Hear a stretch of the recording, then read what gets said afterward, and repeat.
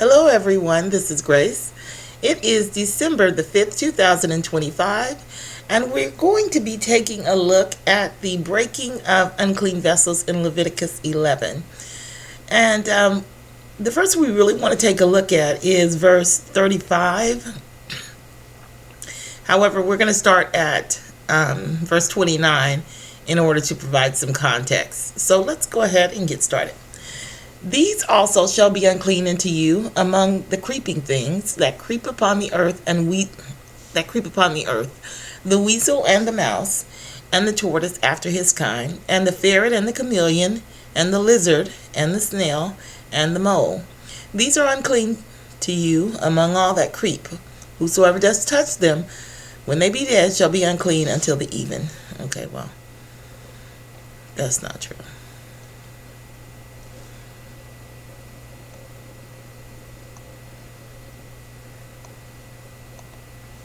So creepy how they keep putting that when they unclean by the dead.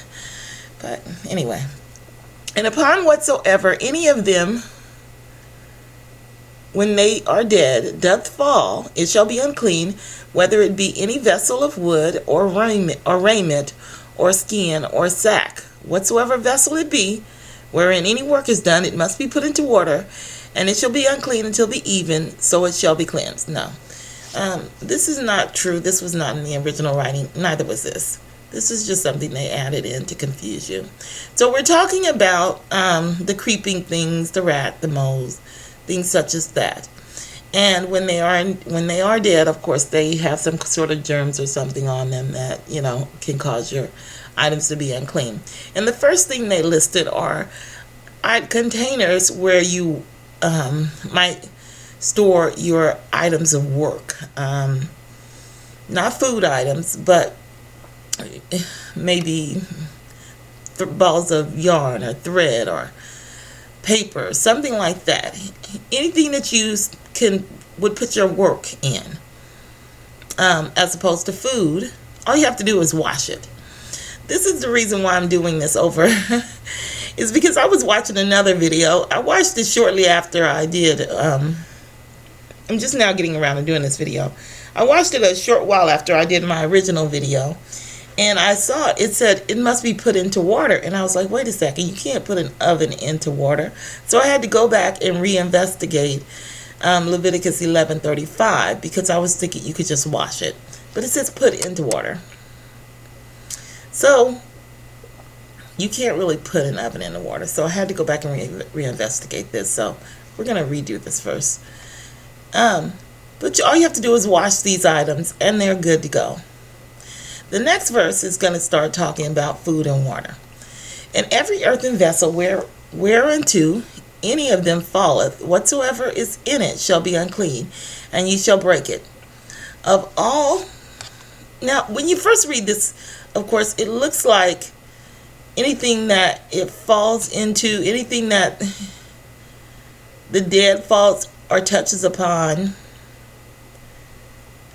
becomes contaminated and has to be broken. And it says earthen vessel, and we kind of know from experience that earthen vessels are porous and they absorb bad things. They could easily absorb bad things. But in this particular case, it's not really talking about in this particular case, it's talking about water. And it kind of has to be water in order for this next verse to make sense. So, we'll continue.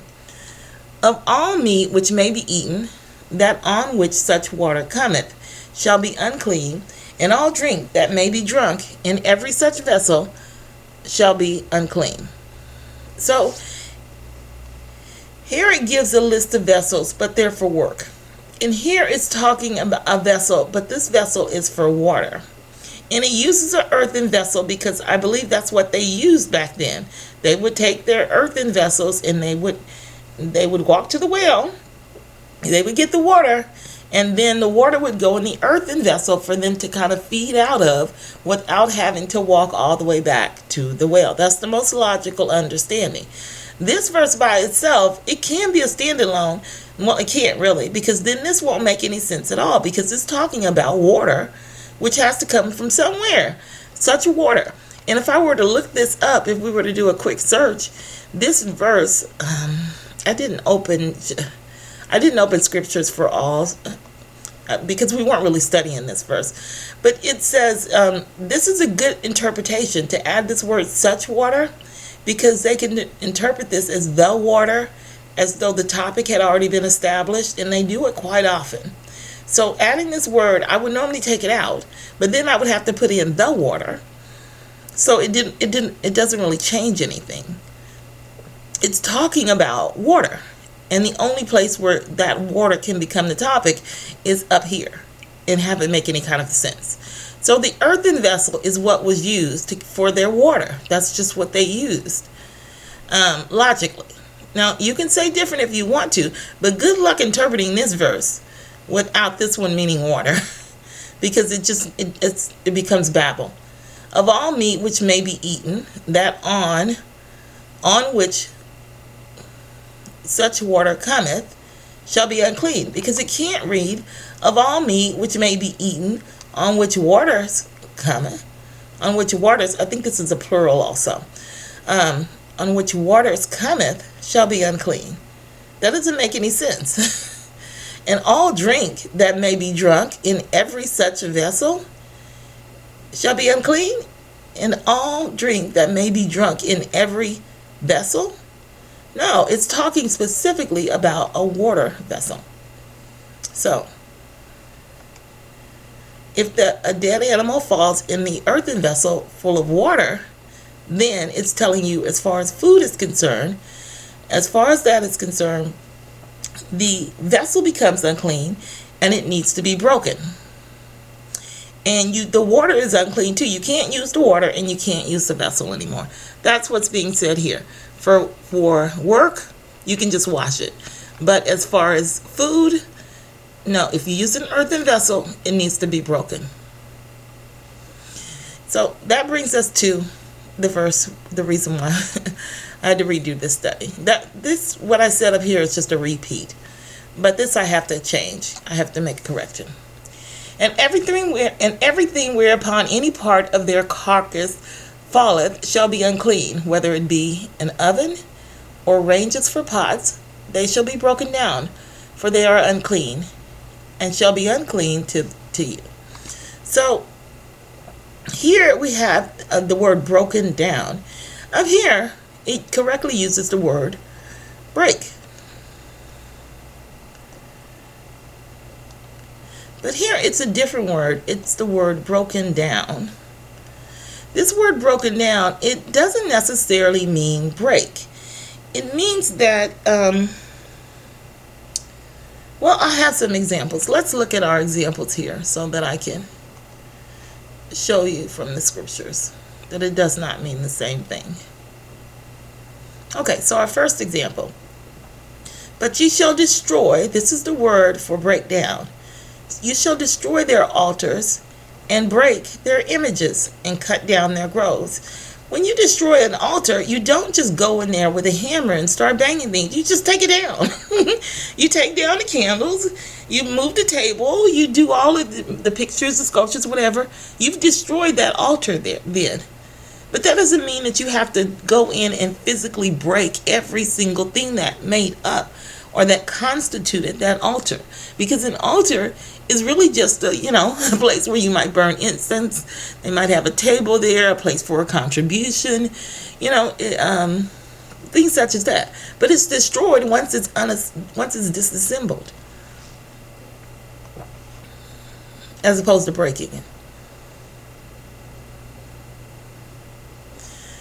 But thus ye shall deal with them. Ye shall destroy their altars and break down their images. Oh, that's the same as the last one. Let's skip that.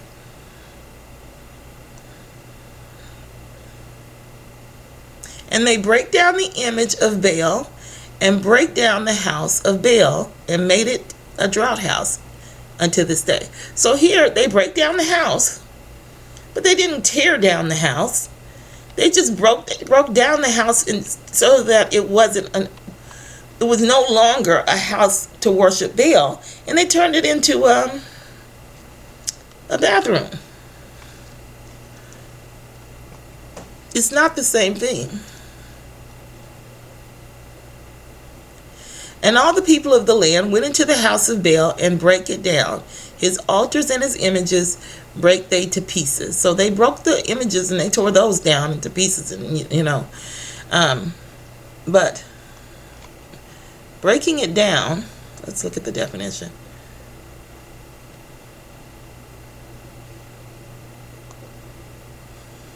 To pull down, break down, cast down, throw down, beat down, destroy, overthrow, or break out. And then this one is to break into pieces.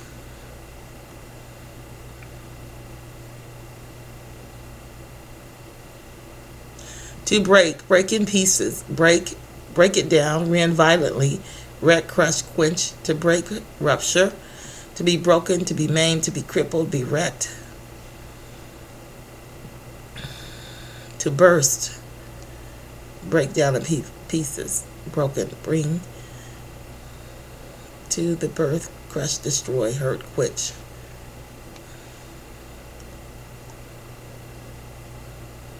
And I went back to pull down, to break down, to tear down, to beat down, break down, cast down, destroy.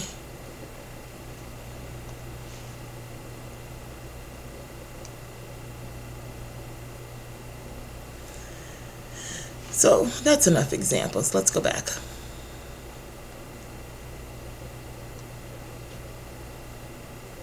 So when it comes to the oven, let's read the scripture again. And everything whereupon any part of their carcass falleth shall be unclean, whether it be oven or ranges for pots. They shall be broken down, for they are unclean, and shall be unclean unto you. So what they're saying is, if you have let's say a wooden stove, not wooden, a stove of brick, and somehow a mouse gets in there and dies in your stove, you can break it down several ways. Today we have those wire brushes.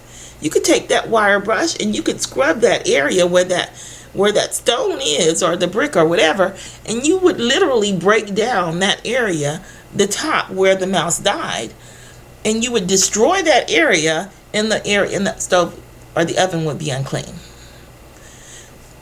If you have an oven of stone, you can also break it down with fire. If you get a hot fire and you put it in that oven and you burn it, it will destroy that top layer of that stone. You can't burn stone, but you can destroy that top layer of stone. It will destroy it. It will turn it black. It will, everything that was on it is dead, basically. You just heat it up. You just make a big fire and heat it up. And you can't scrub. The only way you can get that black off of there, because it's destroyed the stone, is to, again, go back in and scrub it or beat it or do something to destroy that top layer. So you don't break your oven. You still use your oven, but you have to do something in order to destroy that area where the mouse died, because it has become contaminated. That's what's being said there. The break here means break as we commonly speak it today. You just break it, you shatter it, it's destroyed and needs to go into the garbage. Here, you're just breaking it down. You want to destroy the surface area, you don't destroy the oven. Okay? Now, of course, today, it just means use something powerful to clean it with. That's what it means. Unless it's porous. If it's porous, you're either going to have to throw it away, or you're going to have to do something to scrub into the porous area. Nowadays, we might have chemicals that might even be absorbed in that porous area. I don't know. Ask somebody that knows better than me, because we pretty much know how to clean everything today. Anyway, that is my study, and I will talk to you in the next video.